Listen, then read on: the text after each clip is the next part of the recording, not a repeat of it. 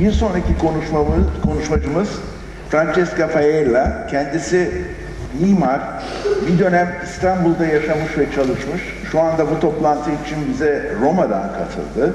Fakat konuşacağı konu mimarlık değil, İstanbul'un evlatları, yani İstanbul'da yetişmiş, şu anda İstanbul'un dışında yaşamakta olan insanlar. Francesca, buyurun.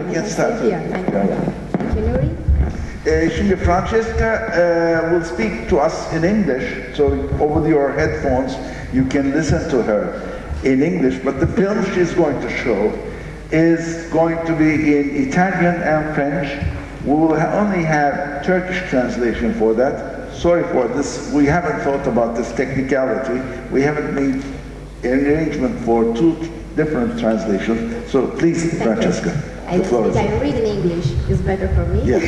Distinguished guests, good morning, ladies and gentlemen. I'm glad to present to you some extracts taken from some interview which I conducted. These extracts, which are part of larger project, was to collect testimony of people who live in Istanbul and tell their stories about their neighborhood. It's been a few years since I started visiting and studying Beyoğlu and its community. Today, Beyoğlu is a popular district in the city of Istanbul, frequented by tourists and young people who might not be fully aware of the peculiar history of the place. The neighborhood they grew up surrounding the whole Genova concessions in Pera is quickly transforming and it's losing the memory of its history and the cosmopolitan past. Nowadays, Turkey is very vocal about the issue of immigration and its repercussion, but we need to remember that for a lot of centuries, Istanbul was the place where Westerns would try and find opportunities. Western saw a gold mine in the country. The inheritance is still alive today, but is dissolving quickly with the death of the older generation, and is in a danger of being forgotten, especially during the last 30 years in which Istanbul has transformed completely its territory and population, and has still yet to find its new real face. The extracts that I present to you are the first meeting with the interviewees, and I chose them for the spontaneity of their idea and their differences. I find it interesting to focus on the contrast between the old-timers, the sons of Istanbul, that were born during the Ottoman Empire or during the first part of Atatürk Republic, and those who are growing up in the modern Istanbul, with the huge generational gap that was created by the extremely fast change that occurred. What interests me is the familiar perception of the experiences held from generation to generation. The idea of cosmopolitan living as cosmopolitanism inheritance. What I've learned about this experience? Are the memories of the past important for the Istanbul of today? I saw that even though some of the fathers and mothers have passed away, the future of Istanbul will belong to the daughters and the sons of Istanbul, who will pave its way. Now, you will hear from 4 people. Firstly, Angelo, 93 years old. He comes from an Italian family immigrating from Sicily. Angelo was born in Istanbul in 1923. Secondly, Maria, who comes from Turkey, to a Levantinian Genoese family from the 15th century in Chios Island. In her opinion, her grandparents had no clear identity. Maria considers the identity of their family in between, and strongly believes that her grandparents considered Istanbul as the city where their roots were firmly planted. Thirdly, Anita. She was a tourist guide and now a mother of 2 sons. Anita told me that she feels 100% Italian, but she feels more like a daughter of Istanbul. Lastly, Françoise, who was born in Istanbul like her parents and her grandparents. Her grandparents originally came from Venice and the Cyclades Island. Françoise thinks that her family was different from the other families. I hope you will enjoy with the sounds of Istanbul.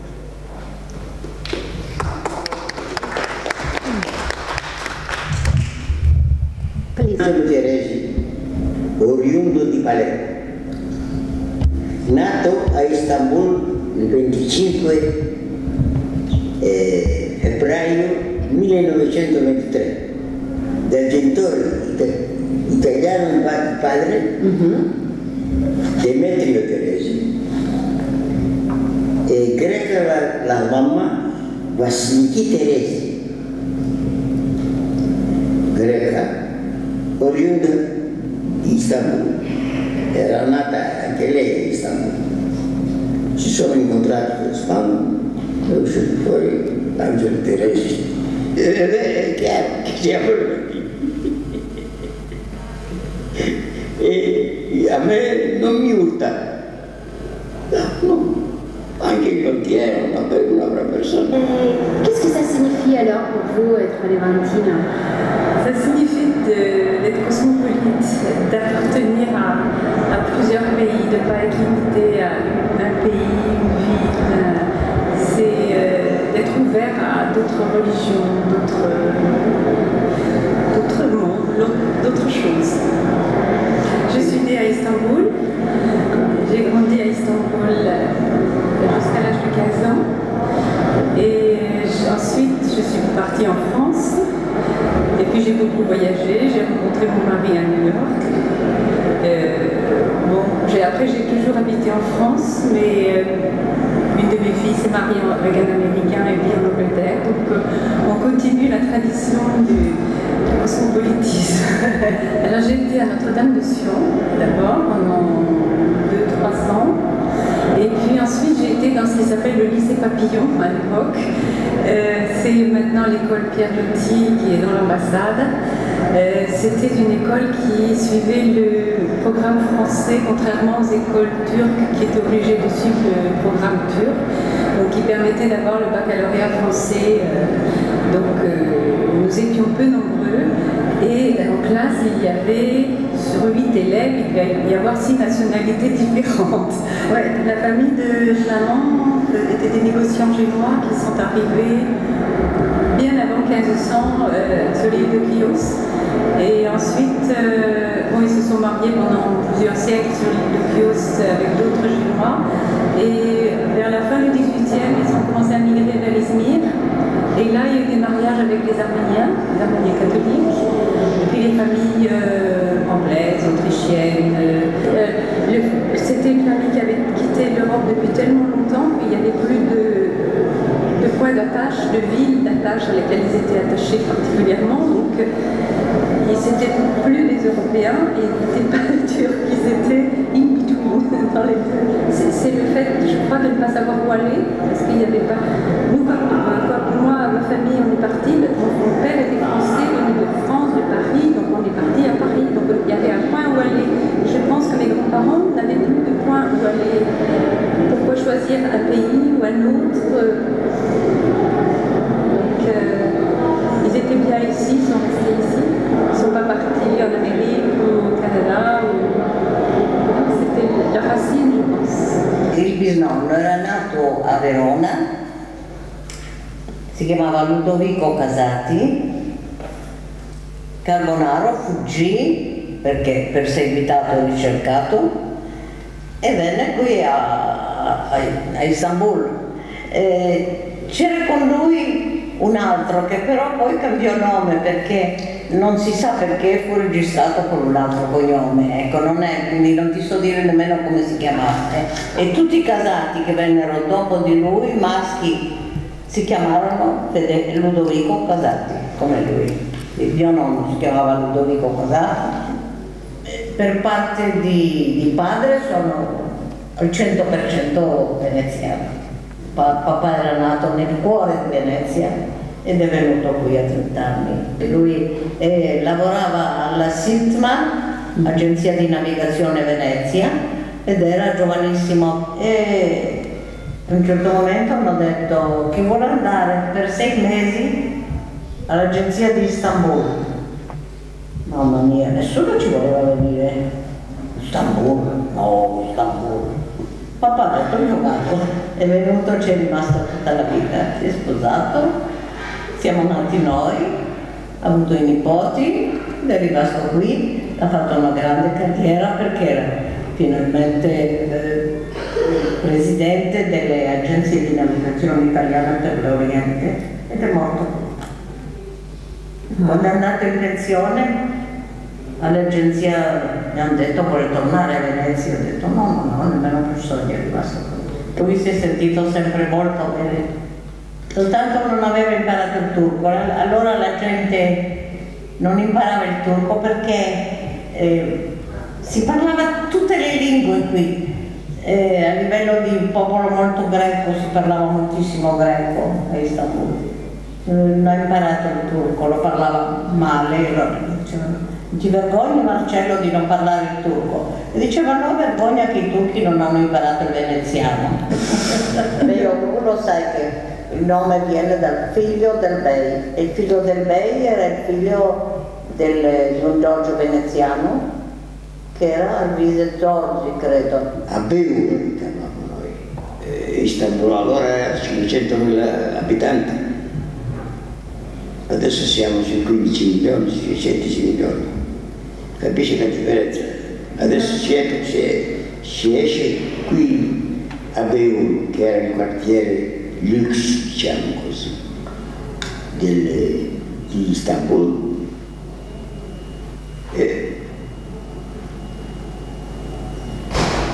Gente, non c'era molta gente. Per esempio a Beirut, il cosiddetto Pera, Rue de Pera, cosiddetto in francese, allora c'era francese, non c'era inglese, senza cravatta, senza l'abbigliamento appropriato non si poteva uscire, non potevano entrare in quell'ambiente lì.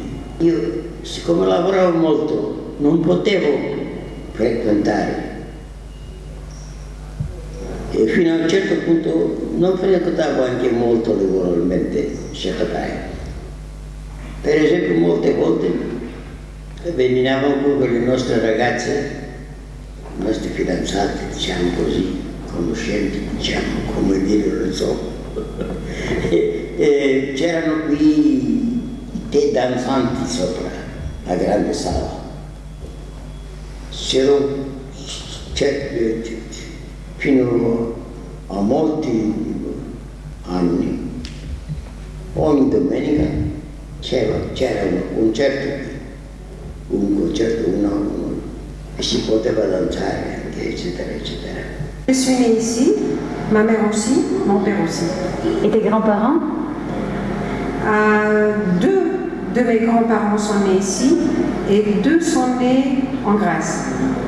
C'est-à-dire que le père de mon père est né à Tinos et la mère de mon père est née à Sérikos. Ces deux endroits sont des îles Cyclades. Et le père de ma mère est né à Istanbul et la mère de ma mère aussi est née à Istanbul. Mais elle était originaire, elle aussi, d'une île Cyclade.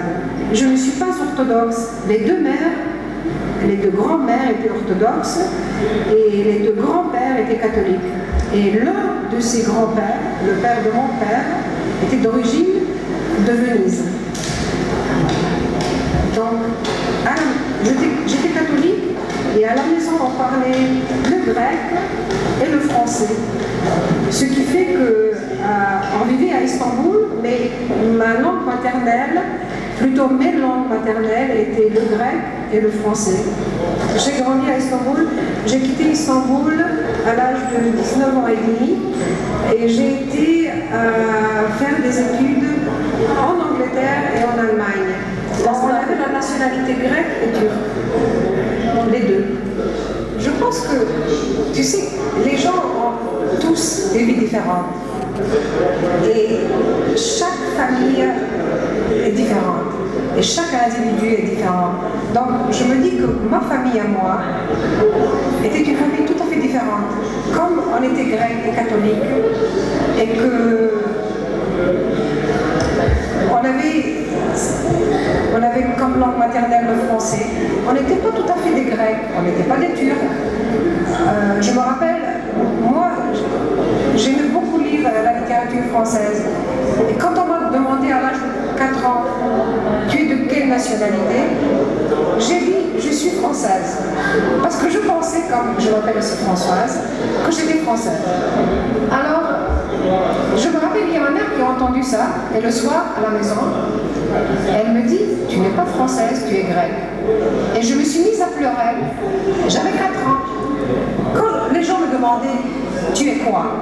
Et quand je disais, je suis Hélène, tout le monde se moquait de moi. Parce qu'il n'y avait pas cette habitude. Ici, on disait, je suis romaise, je suis donc grecque de Constantinople. Mais ma mère a insisté pour que je dise que je suis grecque de la Grèce. Donc ça déjà c'était quelque chose qui était tout à fait différent. En plus on était catholiques, encore une différence. On parlait le français, c'était terrible. Je me rappelle quand j'ai été à l'école grecque et qu'on me demandait mon nom, je disais Françoise, tous les enfants se moquaient de moi parce que c'était impossible de prononcer ce nom en grec. Donc on m'appelait Franzola. Franzola, c'était le pain, on le disait en grec, Franzola. Le pain d'Istanbul s'appelait Franzola. Alors moi j'étais Franzola. Et ça m'a donné, je trouvais ces enfants un peu bêtes, qui n'étaient pas en état de prononcer mon nom, qui, quand je disais mon nom, se mettaient à rire.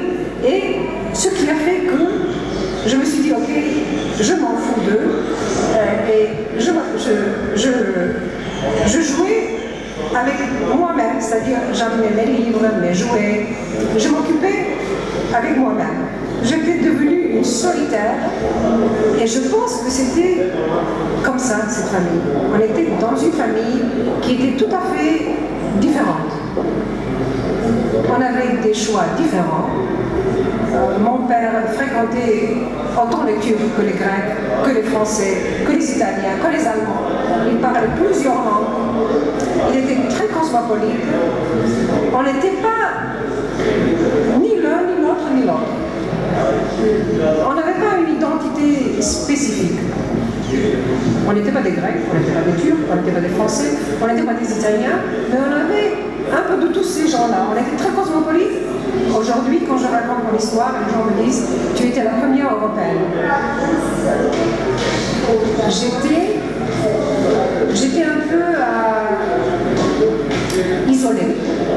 C'était une situation assez difficile. Et c'est plus tard, beaucoup plus tard, mais je crois que j'avais presque 40 ans, j'étais mère de 2 fils, quand j'ai commencé à comprendre che c'était une richesse. Non mi sono mai sentita al 100% levantina, però sono figlia di Istanbul. It's finished.